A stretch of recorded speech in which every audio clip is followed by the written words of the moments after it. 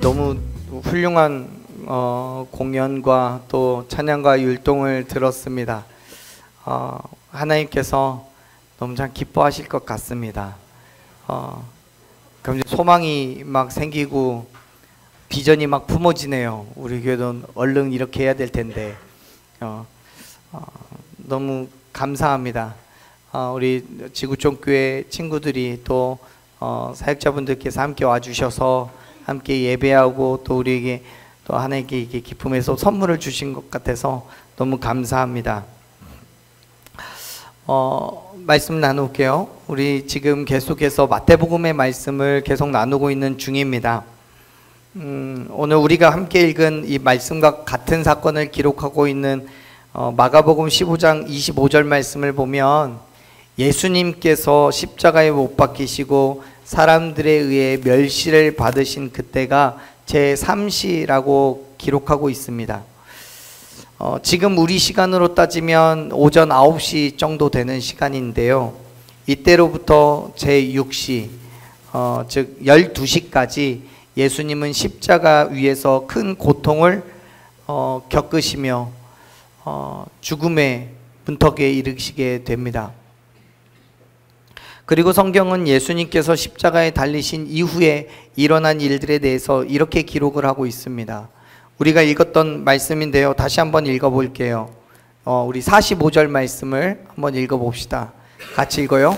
제6시로부터 온 땅에 어둠이 임하여 제9시까지 계속되더니. 아멘. 조금 전에 말씀드린 것처럼 제6시는 정오 12시를 말합니다. 그리고 성경은 그 이후에 오늘날 우리로 얘기하자면 오후 3시에 해당하는 제9시까지 온 땅에 어둠이 임했다라고 기록하고 있어요. 여러분, 낮 12시부터는 하루 중에 가장 밝은 시간대입니다. 그런데 이 시간에 온 땅에 어둠이 가득했다는 거예요. 이 어둠의 원인에 대해서 어떤 사람은 뭐 일식의 현상 때문이다라고 말하기도 하고요. 또 어떤 사람은 뭐 구름이 두껍게 꼈다는 거나 혹은 사막의 모래바람 때문에 그랬다는 이야기를 합니다. 근데 뭐 어둠이 어떤 이유로 깔렸는지에 대해서는 사실 크게 상관없는 것 같아요. 왜냐하면 어둠이 깔린 그 이유와 그 시작은 바로 예수 그리스도의 죽음에서부터 출발하기 때문에 그렇습니다. 다시 말해서 예수 그리스도의 죽으심으로 인한 하나님의 슬픔의 표현이었고, 동시에 우리의 빛으로 이 땅에 오신 예수님께서 십자가에서 죽으심으로 이 땅에 어둠이 찾아오게 되었다는 거죠. 그래요. 말씀을 나누기 전에 우리 지구촌교회 아이들이 학생들이 여기서 공연을 했는데 그 메시지도 동일합니다. 예수님은 우리를 위해서 이 땅에 오셨고 우리의 죄를 짊어지시고 십자가에서 죽으셨습니다. 그 죽음 때문에 이 땅에는 빛이 사라지고 잠깐 어둠이 가득 차게 되었습니다. 세상은 예수님의 죽으심으로 빛 되신 하나님과의 단절이 되었기 때문에 어두움이 찾아올 수밖에 없었습니다. 사랑하는 여러분, 예수님께서는요 십자가에서 죽으셨습니다. 그러나 그런 예수님은 아무런 죄가 없으신 분이십니다. 죽으실 만한 이유가 전혀 없으신 분이십니다. 하지만 죽으셨어요. 왜요? 나의 죄 때문에, 너무도 부족하고 연약한 나를, 죽을 수밖에 없는 나를 죄와 사망에서부터 구원하시기 위해서 당신의 생명을 아낌없이 내어놓으셨음을 믿으시길 바랍니다. 이사야서 53장 5절에서 선포하고 있는 것처럼 예수님의 찔림은 우리의 허물 때문이었고 예수님께서 상하심은 우리의 죄악 때문이었습니다. 예수님께서 징계를 받으심으로 우리는 평화를 누리게 되었고 예수님께서 채찍을 맞으심으로 인해서 우리가 나음을 얻은 줄로 믿습니다. 결국 예수님께서 당신의 생명을 내어놓으심으로써 저와 여러분이 생명을 얻었음을 믿으시길 바랍니다. 아멘. 그렇기 때문에 사랑하는 여러분, 우리는 이 십자가를 볼 때마다 나를 죄에서부터 구원하시기 위해서 당신의 생명을 내어주신 예수 그리스도의 그 희생과 헌신, 그리고 우리를 향한 그 사랑을 기억하셨으면 좋겠습니다. 저와 여러분 또한 예수님과 같은 하나님께 대한 절대적인 순종함으로 때로는 희생도 해야 되고요, 때로는 나의 가장 소중한 것을 포기해야 할 수도 있지만, 그럼에도 불구하고 하나님께서 행하신 그 놀라운 일을 기대하며 순종함으로 나아가는 저와 여러분 되기를 간절히 축원합니다. 다른 날과는 다르게 온 땅에 어둠이 가득하여서 예수님의 희생과 고통을 가르쳐 주던 그 시간이 지나고 오후 3시가 지날 무렵 예수님께서는 절규하시며 토해내듯이 말씀하셨습니다. 46절을 보면 예수님의 말씀이 그렇게 기록되어 있죠. 46절 같이 읽어봅니다. 제9시쯤에 예수께서 크게 소리질러 이르시되 엘리 엘리 라마 사박다니 하시니 이는 곧 나의 하나님 나의 하나님 어찌하여 나를 버리셨나이까 하는 뜻이라. 아멘. 예수님께서는 십자가 위에서 장장 6시간 동안 육체적으로 정신적으로 고난을 당하셨습니다. 그리고 마지막 시간이 다가왔을 때 그렇게 절규하셨어요. 엘리 엘리 라마 사박다니. 이 말씀은 46절에서 마지막에 그렇게 번역을 하고 있죠. 그 뜻을 가르쳐 주는데요, 나의 하나님 어찌하여 나를 버리셨나이까 라는 뜻입니다. 예수님께서는 하나님을 향해 말씀하시는 거예요. 왜 나를 버리셨냐고요.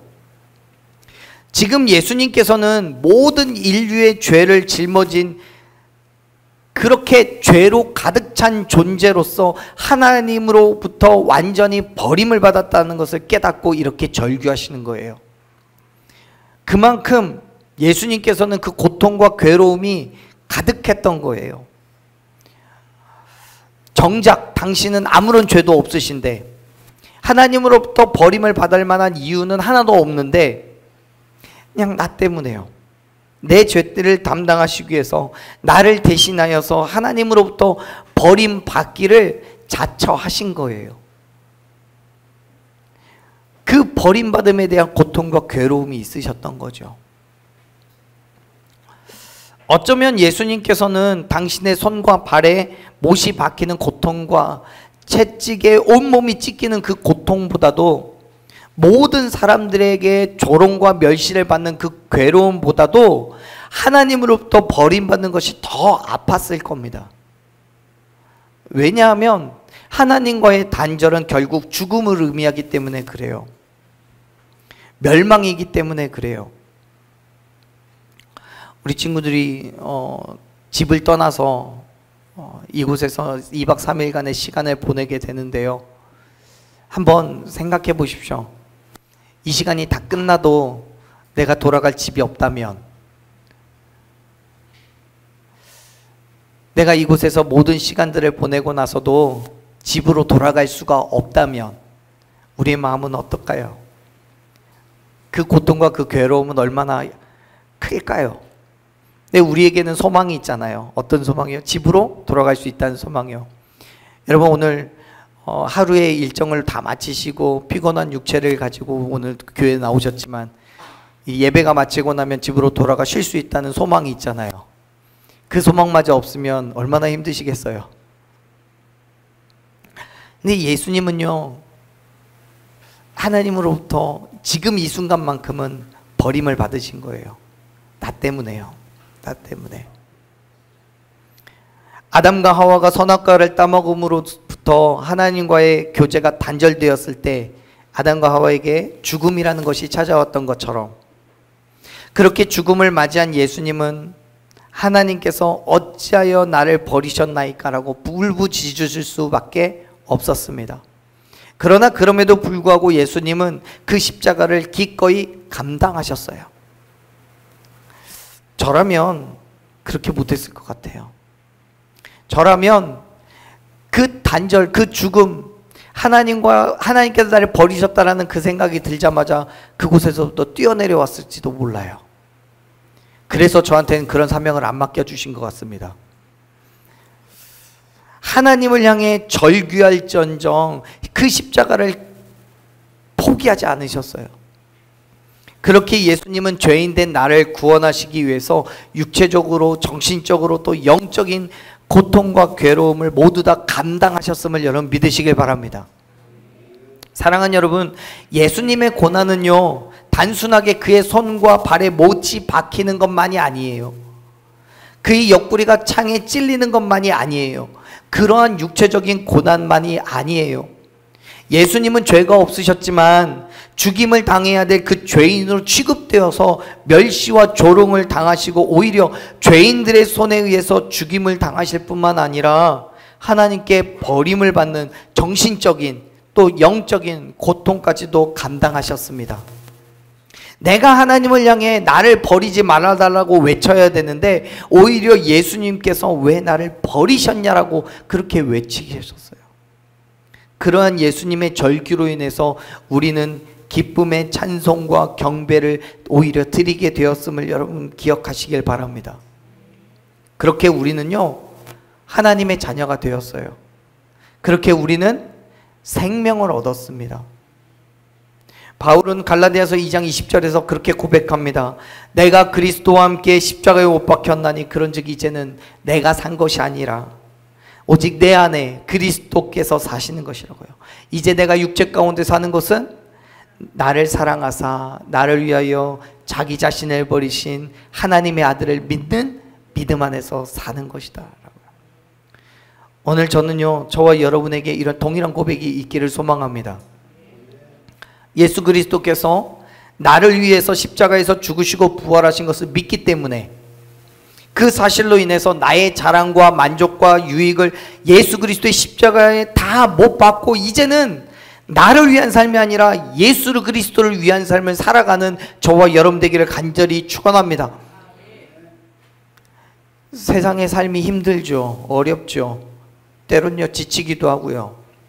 불평이 있을 수도 있고요. 불만스러울 수도 있고요. 때로는 어떤 일 때문에 화가 날 수도 있습니다. 물론 기쁠 때도 있습니다. 즐거울 때도 있고요. 그 모든 순간순간들이 나를 위한 것이 아니라 예수 그리스도를 위한 삶이라고 한다면 기꺼이 감당해내고 또는 희생하고 헌신하고 그렇게 모든 삶을 하나님과 동행하는 그런 삶이 우리에게 있어야 되는 거예요.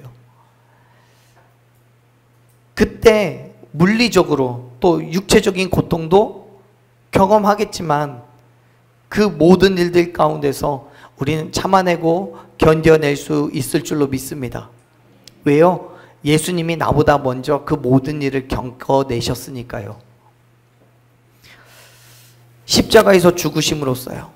죄 없이 대속제물로써요. 흠없는 어린 양과 같이요. 저와 여러분을 위해서 예수님은 죽으셨습니다.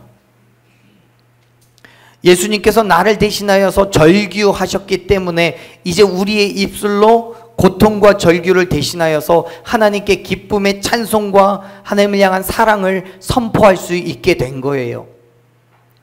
예수 그리스도로 인해서 감사와 영광이 온전히 하나님께 올려드릴 수 있는 저와 여러분이 된 거예요. 사랑하는 여러분, 그 믿음의 삶을 포기하지 마십시오. 힘들어도요, 어려워도요, 지치고 쓰러지더라도요, 예수님께서 그럼에도 불구하고 십자가에서 내려오시지 않은 것처럼 우리에게도 그러한 믿음의 결단이 있기를 간절히 소망합니다. 사람들은요 그러한 예수님을 향해서 오히려 오해하고 더욱 조롱할 뿐이었습니다. 말씀을 보면 이렇게 기록이 되어 있어요. 47절 말씀부터 한번 볼게요.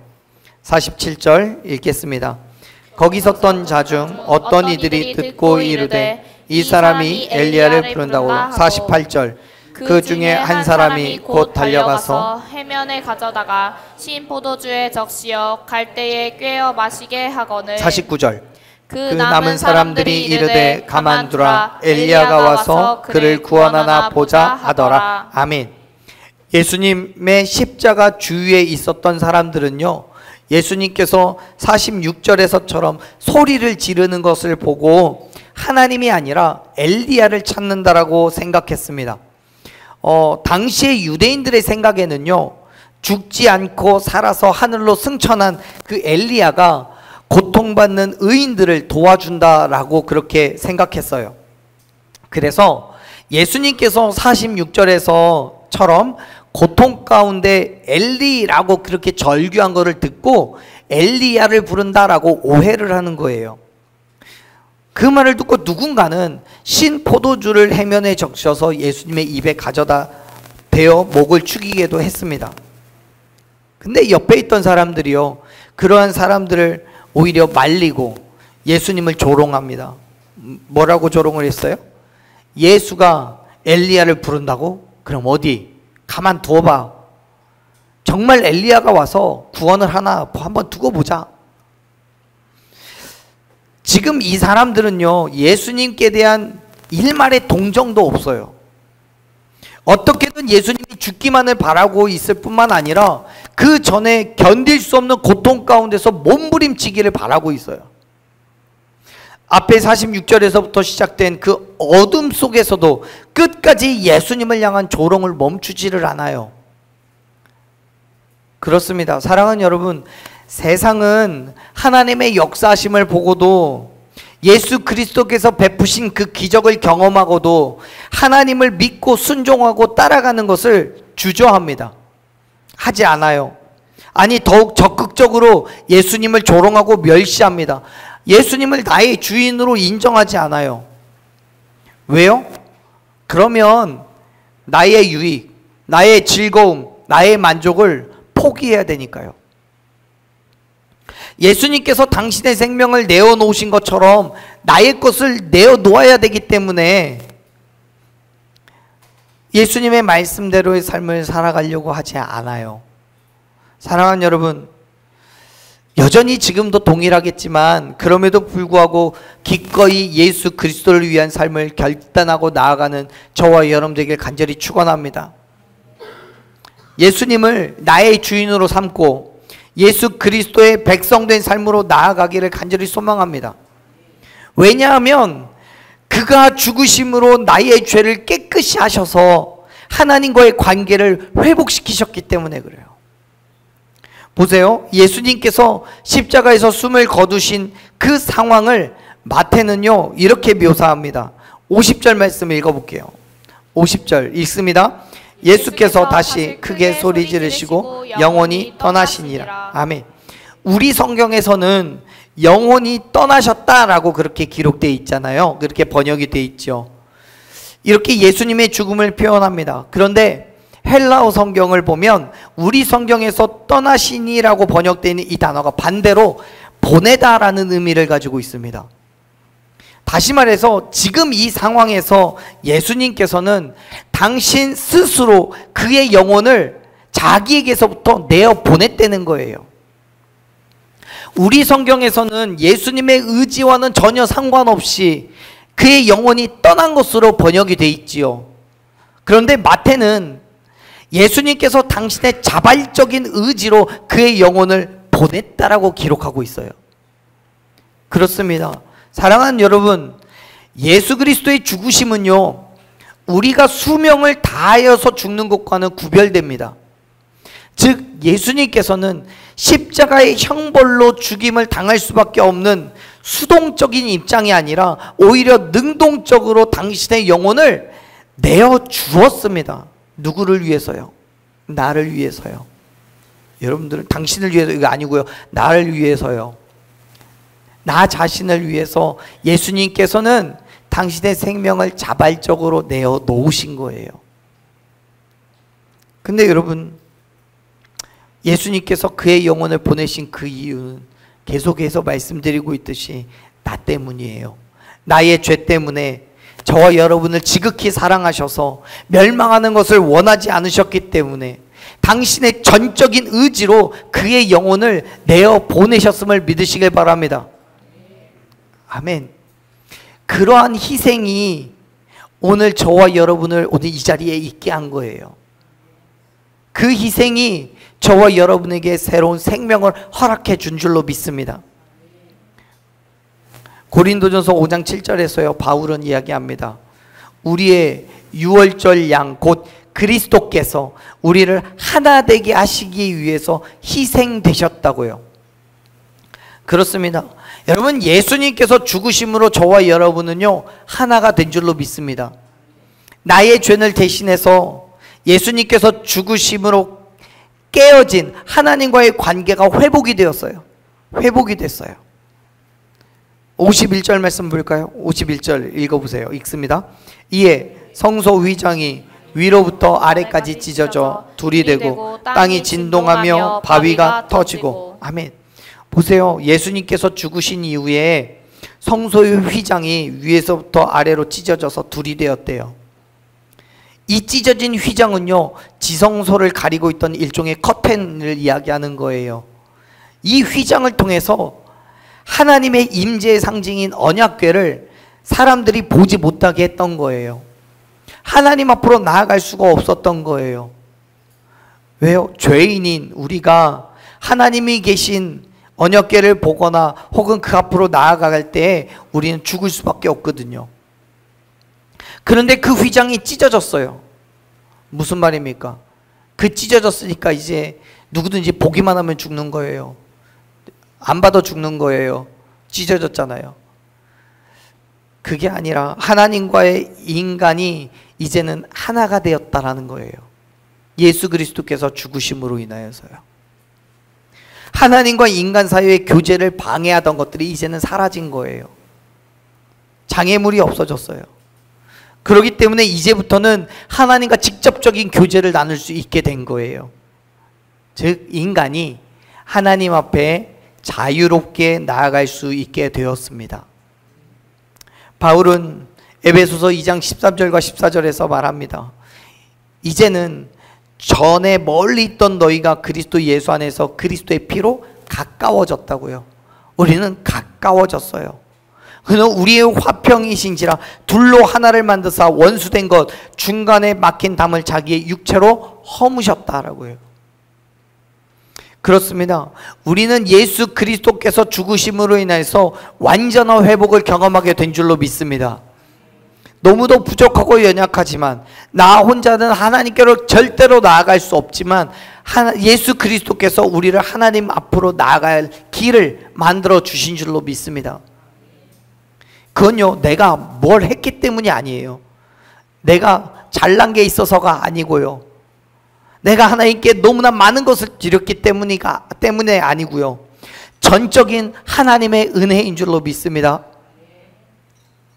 보세요. 성경은 분명하게 휘장이 위에서부터 아래로 찢어졌다라고 기록합니다. 여기에서 여기 위라고 번역되어 있는 헬라어는요, 맨 위에 꼭대기를 말합니다. 즉 휘장은 가장 위에서부터 맨 아래까지 조금도 남기지 않고 완전히 갈라져서 둘이 돼 버렸어요. 여러분, 이건 인간이 찢은 게 아니에요. 하나님께서 찢어 주신 줄로 믿습니다. 더 이상 이 휘장은 하나님과 인간의 관계를 막을 수가 없어요. 더 이상 하나님은 희생 제물을 통해서 인간을 용서하시지 않아요. 예수 그리스도께서 당신의 몸을 찢으심으로써 당신의 생명을 포기하심으로써 하나님과의 관계를 회복시키셨고 하나님께로 나아갈 길을 열어주셨음을 여러분 기억하시길 바랍니다. 그래서 히브리서 저자는요 10장 19절부터 20절까지 해서 우리가 예수의 피를 힘입어 성소로 들어갈 담력을 얻었다라고 고백합니다. 예수의 피를 힘입어서 성소에 들어갈 담력을 얻었어요. 그 길은 우리를 위해서 휘장 가운데로 열어놓으신 새로운 살 길이요 휘장은 곧 그의 육체다라고 선포합니다. 사랑하는 여러분, 예수 그리스도께로 나아가십시오. 우리가 하나님의 은혜를 받고 하나님의 자녀가 되고 하나님의 나라에서 하나님과 교제할 수 있는 길은 오직 예수 그리스도밖에 없습니다.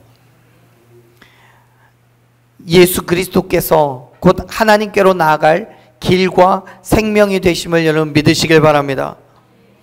이제 예수 그리스도를 통해서 우리는 하나님과 교제할 수 있게 되었고요. 예수 그리스도로 인하여서 하나님을 만날 담력을 얻게 되었습니다. 예수 그리스도께서 나를 위해서 대신 죽으심으로 우리가 온전한 생명을 얻게 되었습니다. 그렇기 때문에 사랑하는 여러분, 다시 한번 부탁드리건대 예수 그리스도께로 나아가십시오. 그가 나를 위해서 죽으시고 부활하셨음을 믿으시길 바랍니다. 그리고 온전히 예수 그리스도의 백성으로서의 삶을 결단하는 저와 여러분 되기를 간절히 축원합니다. 아멘. 예수님께서 숨을 거두실 때 성소의 휘장은 위에서부터 아래로 둘로 쪼개지고 또 땅이 진동하고 바위가 터졌습니다.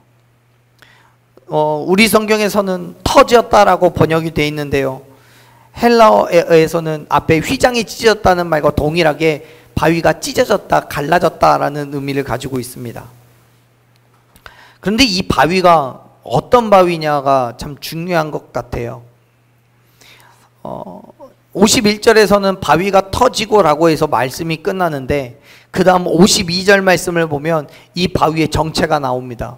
52절 말씀을 읽어볼게요. 읽습니다. 무덤이 열리며 자던 성도의 몸이 많이 일어나되. 아멘. 52절에서 말하는 건 무엇입니까? 무덤이 열렸댔지요. 51절에서 말하고 있는 터진 그 바위는 이 무덤을 막고 있던 바위입니다. 당시에 유대인들의 무덤은요, 산에 자연스럽게 형성된 굴이나 혹은 사람이 직접 파서 만든 굴에 시신을 넣어두고 바위를 굴려서 굴의 입구를 막아놓는 것이 일반적이었습니다. 그렇기 때문에 지금 예수님께서 십자가에서 숨을 거두시는 그 순간 바위가 터졌다는 것은 무덤을 막고 있는 그 바위가 갈라짐으로써 무덤의 문이 열려서 죽어있던 성도들이 일어나서 무덤에서 나올 수 있게 됐다는 거예요. 사랑하는 여러분, 예수 그리스도의 죽으심은 이 땅에 생명을 가져다 주었습니다. 죽을 수밖에 없는 우리를 대신해서 십자가에서 죄값을 다 치르시고 완전한 생명을 주시고 우리를 위해 소망을 허락해 주셨음을 믿으시길 바랍니다. 죽었던 성도들이 일어난 사건은요, 그때만 있는 게 아니에요. 이후에 머지않아서 예수 그리스도께서 다시 이 땅에 오시는 날, 예수 그리스도 안에서 죽은 모든 성도들이 다 부활을 경험하게 될 줄로 믿습니다. 그렇기 때문에 사랑하는 여러분, 예수 그리스도의 그 십자가 앞으로 나아가십시오. 오직 예수 그리스도 안에서만 그 부활을 경험할 수 있습니다. 나의 죄를 대신해서 죽으셨기 때문에 그 희생과 헌신으로 하나님의 말씀의 절대적인 순종으로 우리에게 참 생명을 허락해 주신 거예요. 오늘 말씀 속에서 예수님은 십자가 위에서 고통과 괴로움을 경험하시고 죽으셨어요. 하지만 그의 죽음이 오히려 저와 여러분에게는 생명을 주신 줄로 믿습니다. 그 생명을 받은 우리가 오늘 살아가는 우리의 삶 속에서 여전히 그 생명을 또 다른 누군가에게 증거하고 선포하는 삶을 살아가야 될 줄로 믿습니다. 예수님이 십자가에서 그 희생하고 헌신하셨던 것처럼, 하나님의 말씀에 절대적인 순종함으로 나아갔던 것처럼, 이제 우리가 예수님을 본받아서 그 희생과 헌신으로, 그 절대적인 순종함으로 하나님께로 나아가는, 온 땅 가운데 예수 그리스도의 복음을 증거하는 저와 여러분이 되기를 간절히 소망합니다. 어떤 희생이 있어도요, 어떤 헌신이 있더라도요, 하나님의 말씀에 절대적인 순종을 나아가십시오. 그렇게 예수 그리스도의 복음을 선포할 때마다 하나님의 일하심을 경험하게 될 줄로 믿습니다. 오늘 저와 여러분의 삶에서, 또 우리가 살아가야 될 그 모든 믿음의 삶에서 그 은혜가, 그 하나님의 역사하심이 달마다 증거되어지고 선포되기를 간절히 축원합니다. 우리 이 시간 함께 기도했으면 좋겠는데요, 그렇게 고백 한번 해봅시다. 우리의 모든 믿음의 삶에서 살아계신 하나님이 드러나게 해달라고, 하나님께서 나를 통해서 행하실 그 놀라운 일들 가운데 내 삶이 내어지게 해달라고 함께 고백했으면 좋겠습니다. 물론 때로는 힘듭니다. 어렵습니다. 나의 것을 포기해야 되고 기꺼이 누군가를 위해서 내 것을 내놓아야 되기도 합니다. 그러나 그럼에도 불구하고 그 모든 믿음의 삶 가운데에 하나님께서 행하실 그 일들을 기대하며 그 자리로 나아가기를 결단하셨으면 좋겠습니다. 그게 그리스도인이기 때문에요. 예수님께서 이미 나를 위해서 그렇게 모든 일을 행하셨으니까요. 오늘 우리가 기도하며 나아갈 때 그런 믿음의 결단이 우리에게 샘솟게 되기를 간절히 소망합니다.